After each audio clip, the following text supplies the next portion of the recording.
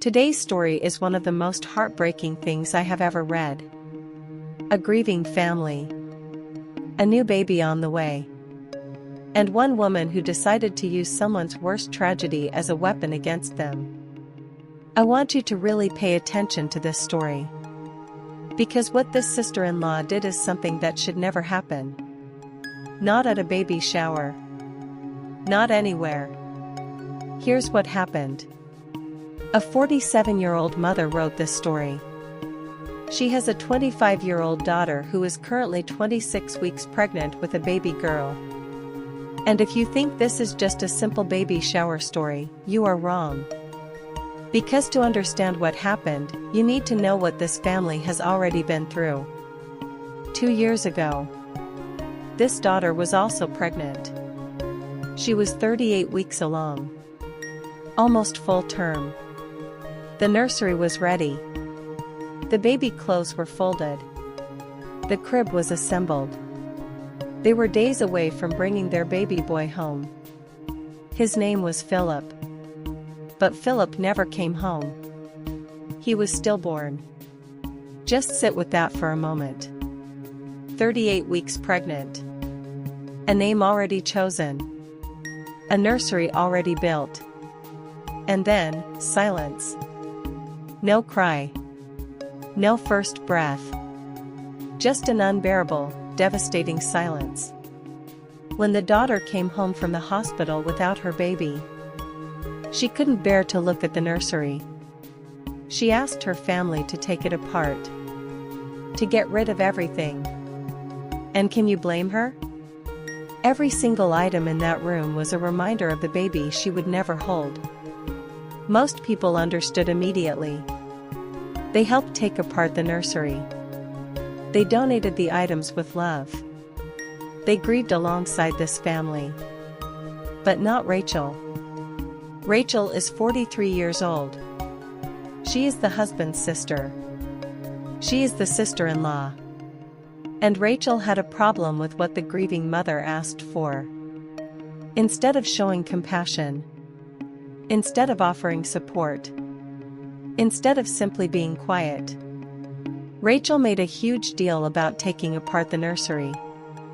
She called the grieving mother hysterical. She loudly said it was ridiculous to get rid of the baby things. Think about what that means. A woman who just lost her baby at 38 weeks. Being called hysterical for not wanting to look at her dead child's empty crib. The family had to keep Rachel away from the daughter after that. They only allowed her back to family events when she promised to stop bringing it up. She promised.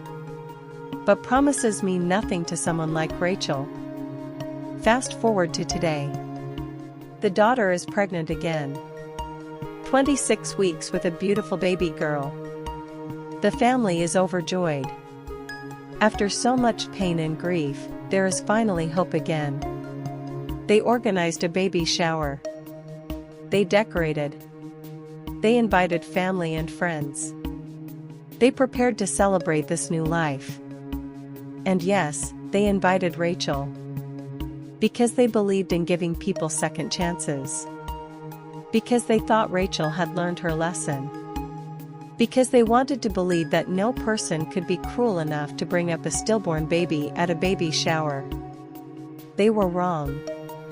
From the moment Rachel arrived, she started making quiet comments to other guests. She whispered that having a baby shower for a second child was tacky. She made little remarks here and there. But the mother ignored it. She didn't want to cause a scene. She just wanted her daughter to have a beautiful day. Then the gift opening began. The daughter sat down, smiling, surrounded by people who loved her. She started opening the first gift. And that's when Rachel stood up. In front of everyone. In front of all the guests. In front of the family. In front of her grieving niece. Rachel looked at the daughter and said these words, "If you hadn't torn Philip's nursery apart and gotten rid of everything, you wouldn't be here begging for presents for this baby."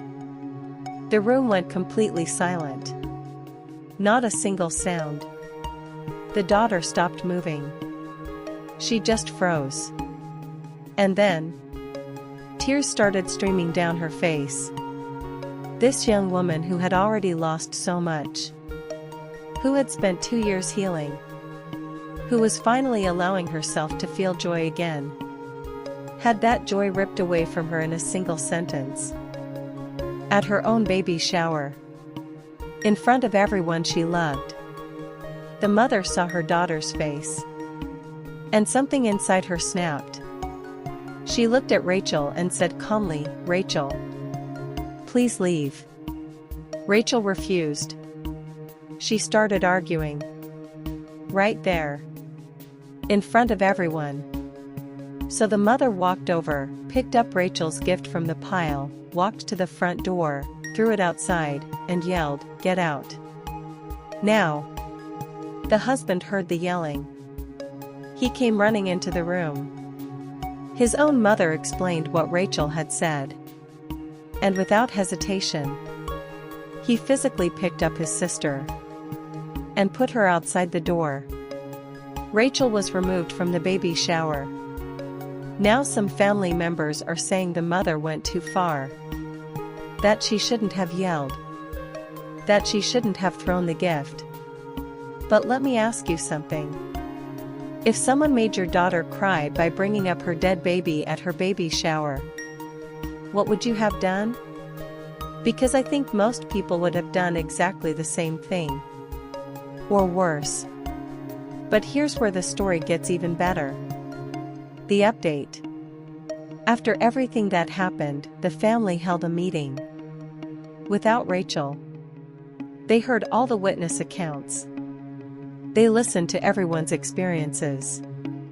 And other family members came forward with their own stories about Rachel.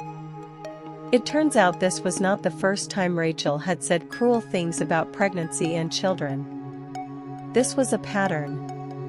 This was who Rachel was. The family made their decision. Rachel is unequivocally to blame. Rachel will no longer be included in any large family gatherings.